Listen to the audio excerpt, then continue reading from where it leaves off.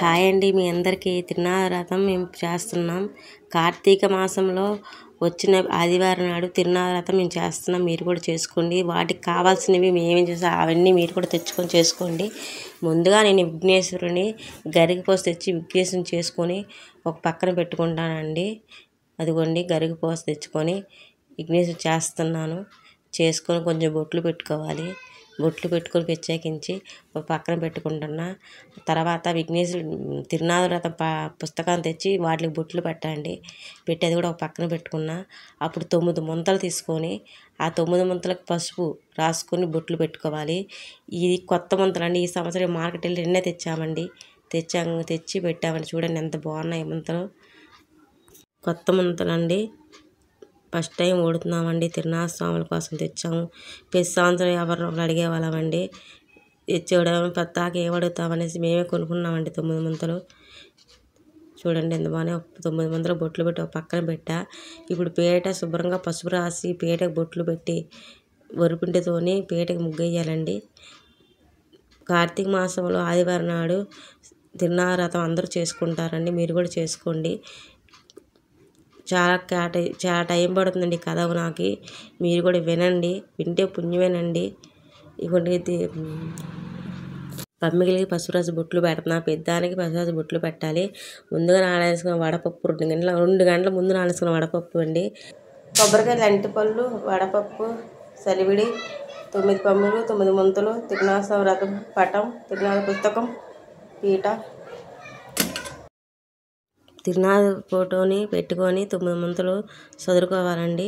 మొత్తం చదువుకున్నాక విఘ్నేశ్వరుడు ఎడమ చేతి పెట్టేసి కొంచెం బియ్యం వేసి దాంట్లో పెట్టేసి దీపారాధనకి మొత్తం చదువుకుంటున్నాను నేను. కొంచెం నీళ్ళు పోసుకొని పసుపు వేసి నీళ్ళు పోసుకొని మర్రి ఆకులు, రావాకులు 3 రకాల ఆకులు తెచ్చి ఆకులన్నీ ఇవి పెట్టాలండి దేవుడికి. ఎన్ని ఆకులు పెడితే అన్ని ఆకులు ఇష్టపడే దేవుడికి. ఎందుకంటే తిరునాళ్ళ స్వాములు చెట్టు మీదే ఉంటారండి. అన్ని మర్రి చెట్టు మీద, అందుకే ఆకులు పెడతారు. చాలా మంచిదండి. మీరు కూడా ట్రై చేయండి. మీకు అంతా మంచి జరిగితే 20 నిమిషాలు కేటాయించండి వీటి కోసం. మీరు అన్నీ టైం వేస్ట్ చేస్తారు. ఇది ఒక్కటి విన్నారనుకో మీకు పుణ్యమే అండి. చెయ్యిపోని కథ విన్నంత మాత్రమే ఫలితం దక్కిద్దండి. ఒకసారి రండి మాతో పాటు మీరు కథ వింటున్నామండి. కథ మొదలవుతుంది. దీపారాధన చేసుకుని వినండి. త్రినాద వ్రతకల్పము ప్రార్థన. ఓం శుక్లాం వరదరం విష్ణుం శశివర్ణం చతుర్భుజం ప్రసన్నవదనం ధ్యాయేత్ సర్వవిఘ్నోపశాంతయే. అగజానన పద్మార్గం గజానన మనుషం అనేకదంతం భక్తానాం ఏకదంతం ఉపాస్మహే. నామాలు. ఓం కేశవాయ నమః, ఓం నారాయణాయ నమః, అక్షత్రే ఓం మాధవాయ నమః, ఓం గోవిందాయ నమః, ఓం విష్ణవే నమః, ఓం మధుసూదనాయ నమః, ఓం త్రివిక్రమాయ నమః, ఓం వామనాయ నమః, ఓం శ్రీధరాయ నమః, ఓం ఋషికేశాయ నమః, ఓం పద్మనాభాయ నమః, ఓం దామోదరాయ నమః, ఓం శంకర్షణాయ నమః, ఓం వాసుదేవాయ నమః, ఓం ప్రథమాన్యాయ నమః, ఓం అనిరుద్ధాయ నమః, ఓం పురుషోత్తమాయ నమః, ఓం మదోక్షజాయ నమః, ఓం నారసింహాయ నమః, ఓం అచ్యుతాయ నమః, ఓం జనార్దనాయ నమః, ఓం ఉపేంద్రాయ నమః, ఓం హరయే నమః, ఓం శ్రీకృష్ణ పరబ్రహ్మణే నమః. త్రినాథ అష్టోత్తర శతనామావళి.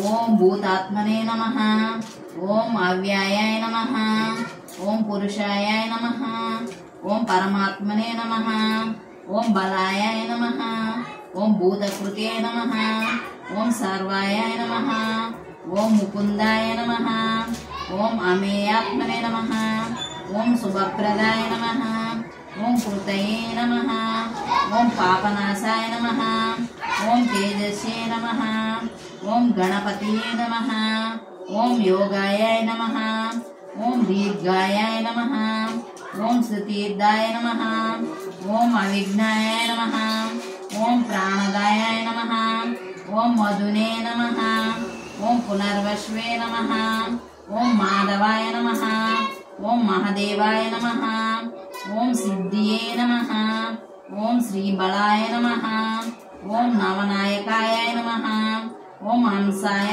నమః, ఓం బలినే నమః, ఓం బలాయాయ నమః. ఓం ఆనందదాయాయ నమః. ఓం గురవే నమః. ఓం ఆగమాయాయ నమః. ఓం అనలాయాయ నమః. ఓం బుద్ధయే నమః. ఓం పద్మనాభాయ నమః. ఓం సుఫలాయ నమః. ఓం జ్ఞానాదాయ నమః. ఓం జ్ఞానినే నమః. ఓం శశుబిందువే నమః. ఓం పవనాయాయ నమః. ఓం ఖగాయాయ నమః. ఓం సర్వవ్యాపిన్యే నమః.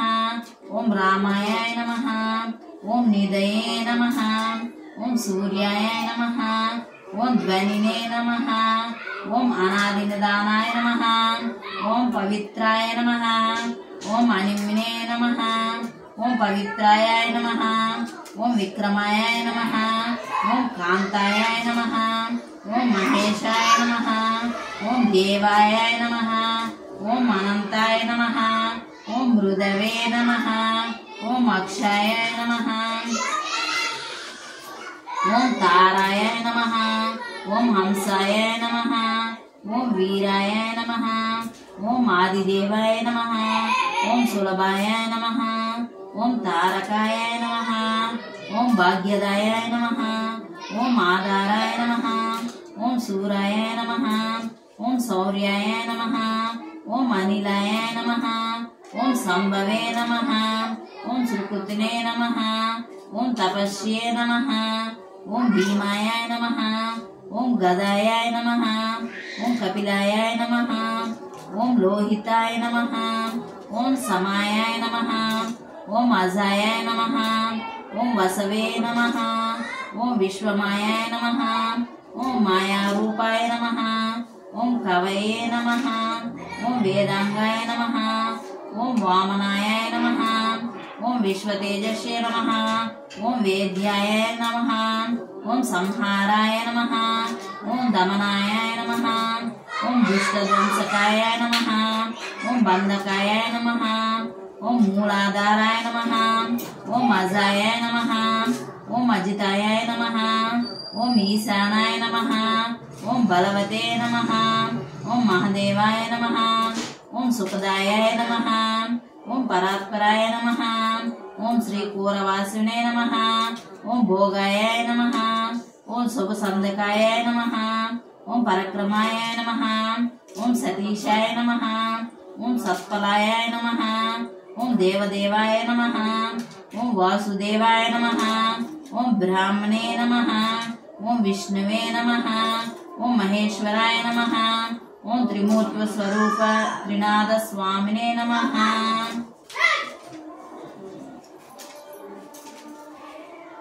బ్రహ్మ విష్ణు మహేశ్వర స్వరూప త్రినాథ స్వామినే నమః. త్రినాథ వ్రతకథం ప్రారంభం. మీరు కట్టండి అక్షంతలు పెట్టుకుని వేత్తా ఉండే మధ్య మధ్యలో కొంచెం కొంచెం. పేద బ్రాహ్మణ్ణి కథ. సీతాదాసు చెప్పుచున్నాడు. త్రినాథ స్వామి కదా చెబుతాను భక్తులారా, సావధానముగా వినండి. పూర్వము శ్రీపురం అనే పట్టణమునందు మధుసూదనుడనే ఒక పేద బ్రాహ్మణుడు ఉండేవాడు. అతడు ఆయావారం ఎత్తుకుని కుటుంబమును పోషించుకుని బ్రతికేవాడు. అతడికి ఒక కుమారుడు జన్మించినాడు. ఆ శిశువుకు తన తల్లి బనిమీరురాలు అవటం వలన పాలు కూడా ఇవ్వలేని దానినే. అందుచేత ఆ శిశువు దినదినమునకు చిక్కుపోవుచుండెను. ఒకరోజు ఆ ఇల్లాలు శిశువును చూచి మిక్కిలి బాధ నుండి తన భర్తతో, ఒకనాడు ఏమండి, శిశువును కన్నాం గాని శిశువునకు ఈ తల్లి పాలు ఇచ్చుటకు కూడా నోచుకొని అభాగ్యురాలు, బలహీనురాలు. అందుచేత ఒక పాడిగల ఆవును తీసుకురండి అని ప్రాధేయపడగా భార్యతో ఆ పేద బ్రాహ్మణుడు, ఓసి వెర్రిదానా, మనము కడు పేదవారము, మనకు ఆవు ఎలా దొరుకుతుంది, మనం కొనలేము కదా అనెను. అతడి మాటలు విన్న భార్య దుఃఖించుచు, ఓ బ్రహ్మదేవుడా, మా వంటి పేదవారింట్లో ఈ బిడ్డని ఎందుకు పుట్టించావు? ఏమి తిని బ్రతుకుతాడు ఈ బిడ్డ? జరగకూడని ఏదైనా జరిగితే నాకు శిశు హత్య చుట్టుకుంటుంది అని మిక్కిలి దుఃఖించసాగాను. దిక్కుతోచని ఆ బ్రాహ్మణుడు విచారించుచు ఇంట్లో ఉన్న కమండలము, పంచపాత్ర వంటి లోహపు సామాన్లు అంగడిలో అమ్మి ఆ వచ్చిన 5 రూపాయలు జాగ్రత్తగా పట్టుకెళ్లి భార్యకు ఇచ్చాను. ఆమె ఎంతో సంతోషించి, ఏమండి, ఈ సొమ్మును తీసుకువెళ్ళి ఒక పాడి ఆవును కొనుక్కుని రండి అని చెప్పినది. ఆ బ్రాహ్మణుడు ఆవు కోసము ఊరూరు తిరుగుచూ ఒక గ్రామము చేరెను. అక్కడ ధనికుడైన ఒక షావుకారుండెను. అతడి దగ్గర చాలా పాడి ఆవులు ఉండెను. ఇక దైవ ఘటన అనుకొనెను. అతడి ఆవుల్లో బోధ అనే పాడి ఆవు ఉంది. అది చాలా దుష్టబుద్ధి గలది. మేతకు పెడితే పరుల చేలల్లో పడి పంట చేలను మేస్తుంది. ఆ షావుకారు ఆ ఆవును అమ్మివేయాలనుకున్నాడు. ఇది 50 రూపాయలు ఖరీదు గల ఆవు. దీని చేష్టల వల్ల ఊరు జనంతో జగడాలు వస్తున్నాయి కనుక 5 రూపాయలకే అమ్మివేస్తాను అనుకున్న వాడే ఆ బ్రాహ్మణుడు అడగగా 5 రూపాయలకు దూడతో ఆ ఆవును బ్రాహ్మణుకు అమ్మాను. వాటిని తోలుకుని ఆ బ్రాహ్మణుడు తన గ్రామం వచ్చినాడు.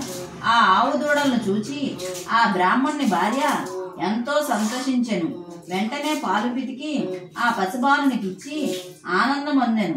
ఈ విధంగా దినములు గడుచుచుండగా ఒకరోజు ఆ ఆవు ఎటుపోయినదో కనిపించకుండెను. చీకటి పడి వేళయ్యను. ఆవు రాకపోయేసరికి ఆ బ్రాహ్మణుడు ఊరిలోని పొలాలన్నీ వెతకసాగింది. అయినా ఆవు కనిపించలేదు. తెల్లవారుగానే మరలా ఆవును వెతకటానికి తోటలన్నీ వెతకసాగింది. ఆ తోటలో ఒక మర్రి చెట్టును చూసినాడు. విశ్రమించినాడు. పేద బ్రాహ్మణకు త్రినాథ స్వామి త్రిమూర్తులు సాక్షాత్కరించుట. ఆ మర్రి చెట్టు పైన 3 మానవ రూపంలో ఉన్నారు. వారే బ్రహ్మ, విష్ణు, మహేశ్వరులు. ఆ చెట్టు కింద విశ్రమించిన ఆ పేద బ్రాహ్మణుడు మరలా ఆవును వెతుకుదలచి లేచుండగా త్రిమూర్తులు ఇట్లనిరి, ఓ బ్రాహ్మణుడా, నువ్వు ఎవరు, ఎక్కడికి పోవచున్నావనిరి. అంతట బ్రాహ్మణుడు నమస్కరించి, అయ్యల్లారా, నేను మిక్కులు పేదవాడును. నా పేరు మధుసూదనుడు అంటారు. ఆయావారము చేసుకుంటూ కుటుంబమును పోషించుకొనుచున్నాను. నాకు ఒక మగ శిశువుకు నా భార్య జన్మనిచ్చింది. వాడి ఆకలి తీర్చుటకు ఇంటిలోని పాత్రలు అమ్మి ఒక ఆవును దూడను చాలా శ్రమించుకొని తెచ్చాను. కొన్ని రోజులు నా భార్య పాలు పితికి బిడ్డకు ఇచ్చింది. ఒక్కసారిగా మాయమైపోయింది. ఎంత వెతికినా ఎక్కడ తిరిగినా కనబడటం లేదు. నా ఆవును ఎవరైనా దొంగిలిచ్చి ఉండవచ్చును. ఈ రోజు పశువుల సంత, అందువల్ల అక్కడికి వెళ్లి వెతుకుతాను అనెను. ఇతడి మాటలు విని త్రిమూర్తులు, ఓ బ్రాహ్మణుడా, నువ్వు ఎలాగో పశువుల సంతకు వెళ్ళుచున్నావు కదా, మా కోసం కొన్ని దినుసులు కావాలి, తెస్తావా అని అడిగి ఇట్లు చెప్పిరి. 1 పైసా తమలపాకులు, 1 పైసా తాంబూలము, 1 పైసా నువ్వుల నూనె, 1 పైసా వక్క మాకు తెచ్చి ఇమ్మని అడిగిరి. వారి మాటలు విని ఆ బ్రాహ్మణుడు, ఓ త్రిమూర్తుల్లారా, నేను పేదవాడును, ఆయావారం ఎత్తుకుని జీవిస్తున్నాను. నాకు పైసలు ఎట్లా వస్తాయి అని చెప్పాను. అంతటా త్రిమూర్తులు, ఓ బ్రాహ్మణుడా, సరిగ్గా విను. అదిగో కనిపిస్తున్న ఆ గోరింట పొద కనిపించుచున్నది కదా, దాని మొదలు 3 పైసాలున్నాయి. తీసుకుని వెళ్ళి తీసుకురమ్మనిది. వారు చెప్పిన చోటకు వెళ్లి చూడగా పైసలు 3 దొరికినవి. ఇంకా ఉండునేమోనని వెతకసాగాను. అది చూచి త్రిమూర్తులు, ఓ బ్రాహ్మణుడా, నీకు పిచ్చి పట్టినదా ఏమి? ఆ 3 పైసలు తీసుకువెళ్ళి ఆ 3 దినుసులు తీసుకురమ్మనిది. ఆ బ్రాహ్మణుడు కొంత దూరం వరకు వెళ్లి తిరిగి వచ్చి ఆ మర్రి చెట్టు క్రింద నిలబడి నమస్కరించి, మీరు చెప్పిన నూనె ఎలాగు తెస్తాను అని అడిగాను. అందుకు త్రిమూర్తులు, మీ పై మీద వేసుకున్న గావంచాలో పోసి తెమ్మనిది. అందుకు ఆ బ్రాహ్మణుడు వెర్రి మొగం వేసుకుని గావంచాలో నూనె ఎట్లా ఉంటుందోనని అప్పుడు త్రిమూర్తులు, ఓయి, నువ్వు వెళ్ళి గావంచాలో నూనె పోసుకుని తెమ్ము అని గద్దించి చెప్పాను. ఆ బ్రాహ్మణుడు ఆ సంతకు పోయెను. అక్కడ తన ఆవు కనిపించలేదు. త్రిమూర్తుల మహిమ గావంచాలో నూనె నిల్చుట. సంతలో ఆకులు ఒక్కలు తంబాకు తీసుకున్నాడు. గానుగ దగ్గరికి వెళ్ళి నూనె పొయ్యమన్నాడు. గావంచాలోకి అది చూసిన షావుకారు ఈ బ్రాహ్మణుడు వెర్రోడో అనుకుని నూనె లేదా ఎల్లమన్నాడు. సంతలో మరో దుకాణం దగ్గరకు పోయాడు. 1 పైసా నూనె ఇమ్మని గావంచా పరిచాడు. ఈ బ్రాహ్మణుడు వెర్రి బాగులోడు ఉన్నాడు. వీనిని మోసం చేసి పైసలు తీసుకుందామని ఆలోచించి కొలత పాత్రను తిరగవేసి మట్టు దగ్గర కొంచెం పోశాడు. వస్త్రంలో ఆ బ్రాహ్మణుడు అంచులు ముడిచి పట్టుకుని వెళ్ళిపోయాడు. అంతే, ఇంతే సంగతులు. మోసం చేసిన వర్తకుని కుందులోని నూనె అసలు లేకుండా పోయింది. అది చూచి వ్యాపారి మూర్చపోయాడు. ఈ విషయం మిగిలిన నూనె వ్యాపారులందరికీ తెలిసి వచ్చారు. మా దగ్గరికి వచ్చాడు ఆ బ్రాహ్మణుడు. అవి అందరూ చెప్పారు. ఎలా వెళ్ళినాడని వర్తకులు ఆరా తీశారు. విప్రుని వద్దకు వెళ్ళి, ఓ బ్రాహ్మణుడా విను, మీరు నూనె కొన్నవారు కదా, కొలత తక్కువగా వచ్చినది. పూర్తిగా మరలా కొలిచి ఇస్తాను, తీసుకు వెళ్ళండి అన్నారు. బ్రాహ్మణుడు సంతకు వెళ్ళినాడు. ఆ కొలత పాత్రలో మరలా అతనిచ్చిన నూనె కొలవగా సరిగ్గా ఉన్నది. ఆ పోసిన వ్యాపారి ఎంతో ఆనందించాడు. ఆ బ్రాహ్మణుని పంచెలో నూనె పోసినారు. అది తీసుకుని వెళ్ళిపోయాడు. త్రిమూర్తులకు ఆకు ఒక్క తంబాకు నూనె ఇచ్చి ఆ బ్రాహ్మణుడు వెళ్ళిపోచుండగా బ్రాహ్మణుడు త్రిమూర్తులు చెప్పినట్లుగా సంబరం జరుపుట. ఆ బ్రాహ్మణ్ణి త్రిమూర్తులు పిలిచి, ఓ బ్రాహ్మణుడా, మా మాట విను. నీవు త్రినాదులు వ్రతం చేసి నీ దారిద్రము కష్టములు తీరి సంపదలు కలిగినను. అంతటా ఆ బ్రాహ్మణుడు, అయ్యా, ఏ ఏ వస్తువులతో త్రినాదులను పూజించాలి వివరము చెప్పమని అడిగాను. అప్పుడు త్రినాదులు ఇలా పలికినారు, ఓ బ్రాహ్మణుడా, ఇప్పుడు నువ్వు తెచ్చిన 3 పైసల సామాగ్రి సరిపోవును. మాకు ఈ సామాగ్రితో సంబరము చేయుము. 3 మట్టి చిలుముల యందు తంబాకు నలిపెట్టి ధూపం వేయవలను. 3 బట్టి దీపపు ప్రమిదల్లో ఒత్తులు వేసి చమురు పోసి వెలిగించి ఆకులు ఒక్కలు సమర్పించవలను. నీ స్తోమతను బట్టి నివేదన చేయవలను.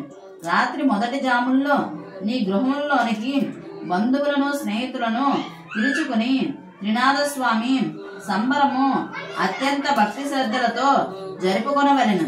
ఈ విధంగా ఎవరైతే చేస్తారో వారి పాపాలన్నీ నశించిపోవును, అమితమైన సంపదలు చేకూరునని చెప్పాను.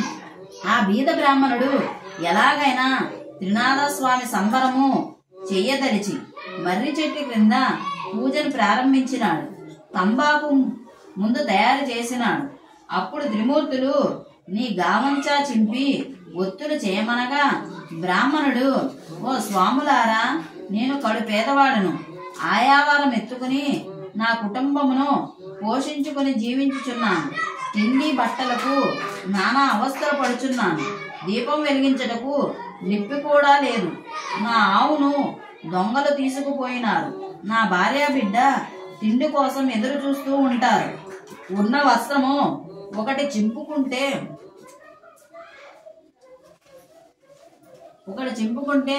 నా గతేంగాను, ఏ విధంగా పూజ చేశాను అని చిరాకు పడి ఆ బ్రాహ్మణుడు చతికిల పడినాడు.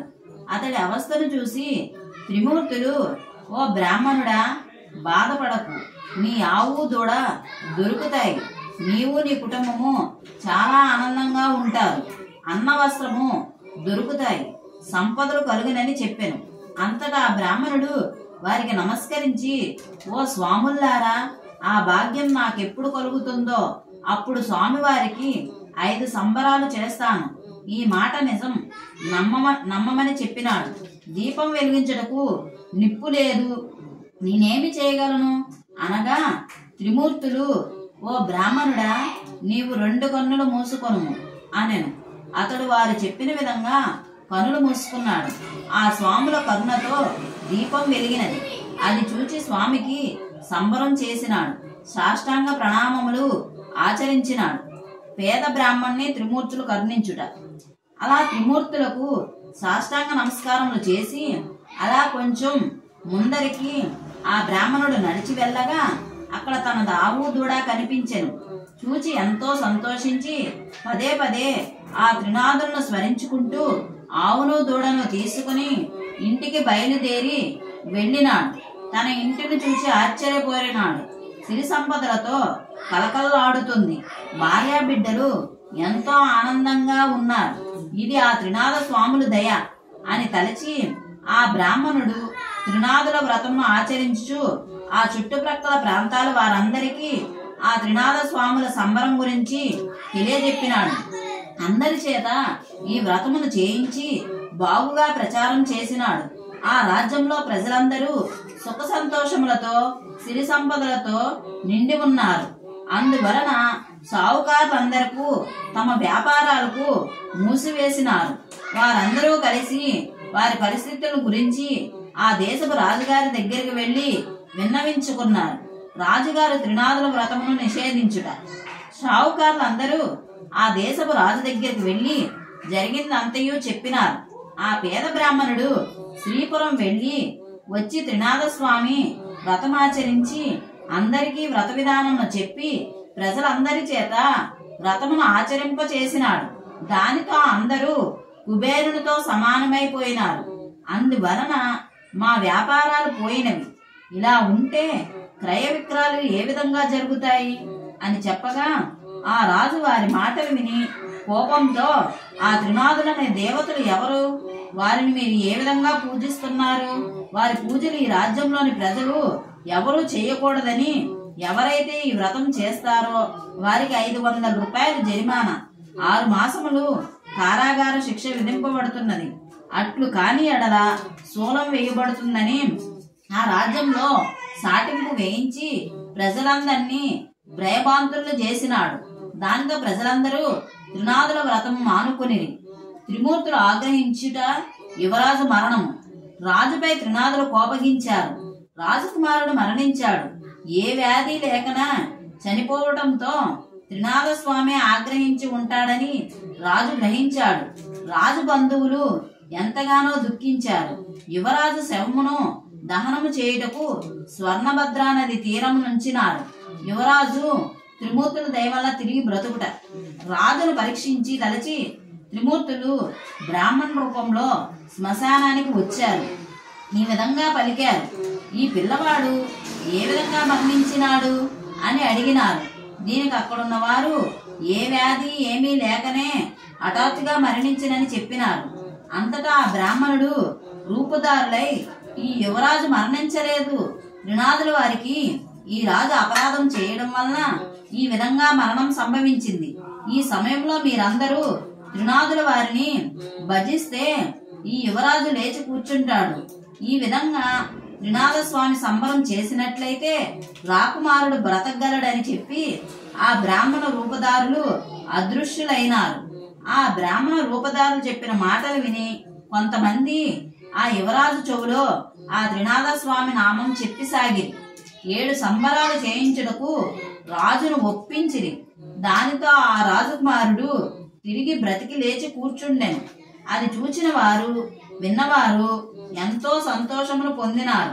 ఆనాటి నుండి ఆ రాజ్యంలో త్రినాథుల పేర్లు ప్రతి వీధిలోనూ మారుమ్రోగుచున్నాయి. ఎంతో భక్తి శ్రద్ధలతో సంబరాలు జరుపుకుంటున్నారు ప్రజలు. వర్తకుడు త్రినాథులకు మొక్కి మరుచుట ఓడ మునిగిపోవట. ఆ సమయంలో ఆ ఊరి మీదగా ఒక వర్తకుడు సరుకులు విదేశములకు తీసుకుపోవచుండెను. ఘోష వినబడుచున్న స్థలం దగ్గరకు ఓడలను తీసుకుని స్వర్ణభద్రా నది తీరంలో ప్రవేశించినాడు. ఆ జనులను చూచి, ఓ భక్తులారా, త్రినాథులంటే ఎవరో నాకు తెలుసుకోవాలని ఉంది, చెప్పుము అని కోరినాడు. అందులకు వారు, ఓ వర్తకుడా, బ్రహ్మ విష్ణు మహేశ్వరులు అనేవారు త్రినాథ స్వాములు. మా రాజుగారు ఆ స్వామిని పూజించకపోవుట, పైగా చులకన చేయుట చేత యువరాజు హఠాత్తుగా మరణించినాడు. అంతిమ సంస్కారం చేయుటకు ఇక్కడికి తీసుకురాగా 3 బ్రాహ్మణ రూపంలో ధరించి వచ్చి త్రినాథులను భజించమనిది. 7 సంబరాలు యువరాజు బ్రతికిన చేస్తామని ఒప్పుకున్నాము. యువరాజు బ్రతికినాడు అంటే రాజు ఆ పూజ చేయొద్దన్నాడు కదా, అందుకే వాళ్ళ అబ్బాయి మరణించాడు. అప్పుడు అతను ఇలా పూజ చేయమని మొక్కుకుంటే ఇంకప్పుడు మళ్ళీ తిరిగి అని భక్తులు చెప్పగా వర్తకుడు మదిలో నాకు వ్యాపారంలో లాభం కలిగితే త్రినాథులకు 5 సంబరాలు చేస్తాను అని మొక్కుకున్నాడు. వ్యాపారం చేయుటకు విదేశములకు వెళ్ళినాడు. అధిక లాభాలు కలిగినాయి. తిరిగి తన స్వంత గ్రామం చేరినాడు. ధనమును చూచుకుని చేయిస్తానన్న త్రినాథ సంబరాలు మాట మరిచినాడు వర్తకుడు. అందుకు ఆ త్రినాథులు కోపగించినారు. ఓడ నీటిలో మునిగిపోయింది. ఈ విషయం తెలిసిన వర్తకుడు ఎంతో దుఃఖించినాడు. ఆకాశం నుండి అమరవాణి నీకు మాకు సంబరాలు 5 చేస్తానని మొక్కినావు. ధనమును చూచుకుని మురిసిపోతున్నావు గాని మమ్మల్ని మరిచినావు. అందుచేతనే వాడ మునిగినది. త్రినాథుల కన్నా వర్తకుని ఓడ తేలుట. అంతటా వర్తకుడికి తాను త్రినాథులకు 5 సంబరాలు మొక్కుకున్న విషయము గుర్తుకు వచ్చింది. వ్రతానికి కావలసిన సామాగ్రి తెప్పించుకుని త్రినాథులకు సంబరం చేసినాడు. నీటిలో మునిగే ఓడ దానంతట అదే తేలినది. అది చూచి వర్తకుడు అంతులేని ఆనందమును పొందెను. రాజ్యమంతా త్రినాథ స్వాముల సంబరాలు విరివిగా జరుపుకుంటున్నారు. ఈ సంబరాలు చూచుటకు ఎంతో మంది భక్తులు వస్తున్నారు.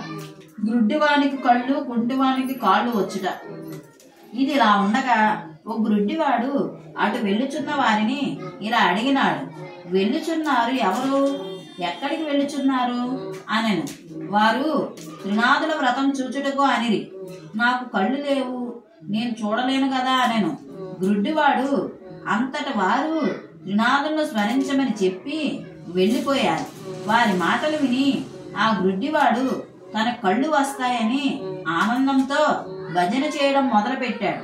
కంటి చూపు రావడం ప్రారంభించినది. కొంత దూరం పోసాగాడు. దోవలో ఒక అవిటివాడు కనిపించాడు. ఆ గుడ్డివాడిని అడిగాడు, ఎక్కడికి వెళ్ళుచున్నావని? నేను త్రినాథుల సంబరాలు చూచుటకు పోవచుంటునెను.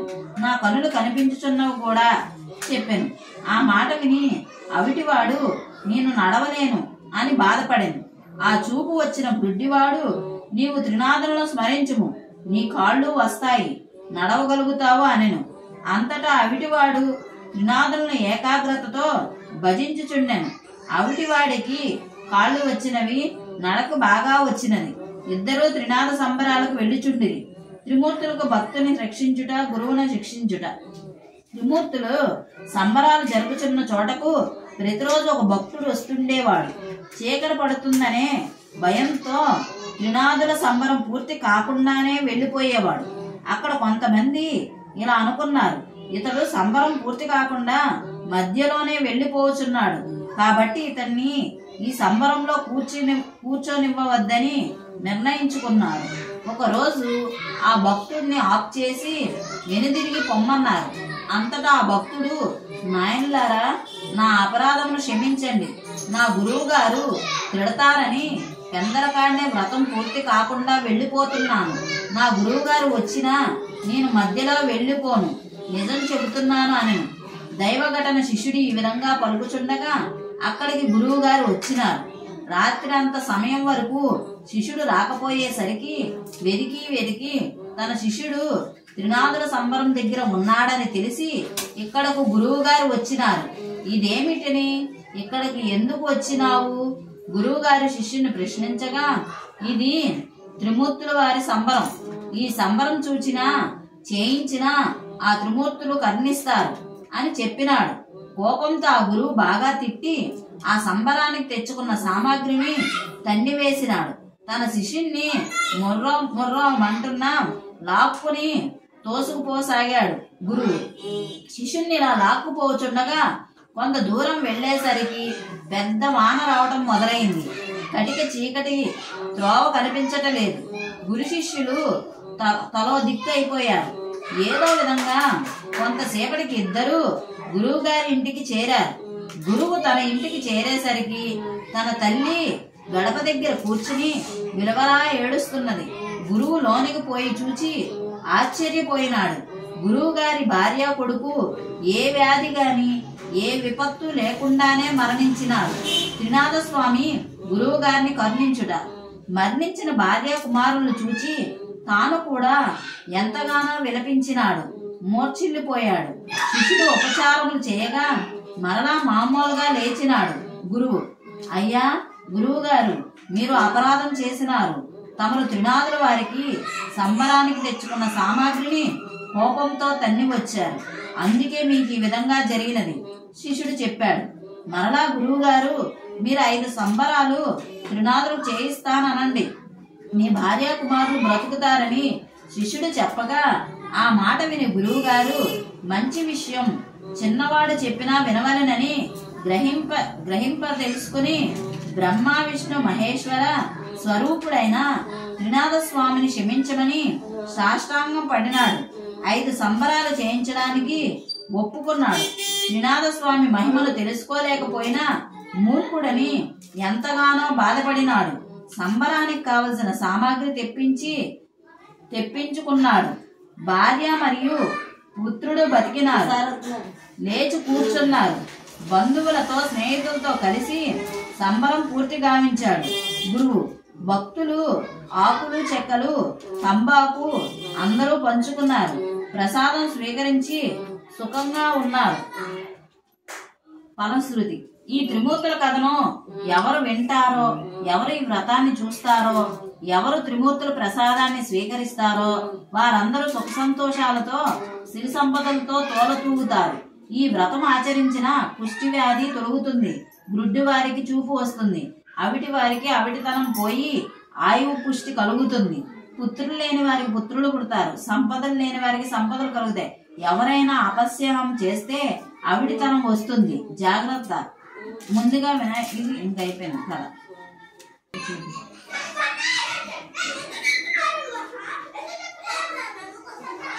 మంగళం పుండరీకాక్షం మంగళం గరుడధ్వజం నీలాచల నివాసాయ నిత్యాయ పరమాత్మనే శ్రీ లక్ష్మీ ప్రాణనాథాయ జగన్నాథ. ఓం చేసిమన్నారా కథ మొత్తం అయిపోయిందండి. హారతి ఇస్తున్నాం, ధూపం ఇచ్చాము, హారతి ఇచ్చాము. ఇప్పుడు మనం ఆకు చెక్క మొత్తం చేసి కొబ్బరికాయ ముక్కలు అన్నీ కలిపేసి సోమవారికి ముందు చిన్న ప్లేట్లో పెట్టి నైవేద్యం పెట్టాలి. తర్వాత ఆ నైవేద్యం మనం సేకరించి మన ఇంటి వాళ్ళందరికీ ఇవ్వాలి. ఇదిగోండి మా అమ్మ తయారు చేస్తుంది. ఆకు చెక్క తమలపాకులు అన్నీ తయారు చేసి పక్కన పెట్టుకో సోమవారం పెట్టి అది మనం కూడా సేకరించాలి. చాలా పుణ్యం వచ్చిందండి. జై శ్రీమన్నారాయణ.